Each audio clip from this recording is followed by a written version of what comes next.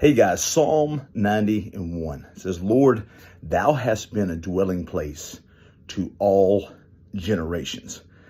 Man, when I first read this, I thought to myself, isn't that true? Isn't that true?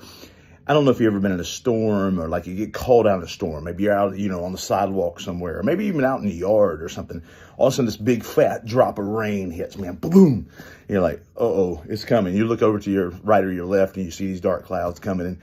It's like, oh my gosh, and you realize maybe you're 200 yards from the house or something. You're like, oh no, I've got to get there. Or 200 yards from a barn or a shelter or something. Maybe you're in the woods and you in your shelter, your pole barn's nearby or something. Man, I gotta get there in a hurry or I'm gonna be soaked. Maybe it's hot outside. I drove down a road not too long ago on Dale Road here in Thomaston. And man, I was riding down the road and then there's this little horse, some place with some horses there, but it's a little shelter, a little lean-to almost, and where they can get under in case of rain, or get under in case of hot sun or something like that, and just kind of rest themselves and things. And it's really cool that they can do that. But that's how we are. There are times he's a shelter. God is a shelter to, and has been to, all generations.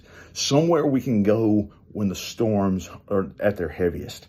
Somewhere we can go when the heat is the hottest. Now remember this. This is just kind of a little insert into this little Bible study.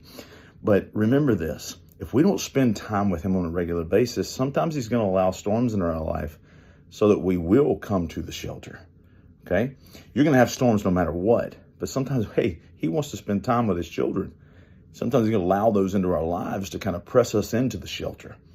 But think of this. Lord, thou hast been a dwelling place in all generations, somewhere I can go and find comfort. It was always good to come home from college and go to my grandparents' house because it was a place of rest, a place of peace where everybody knew me, where I could go in and just be myself. And that's what God wants.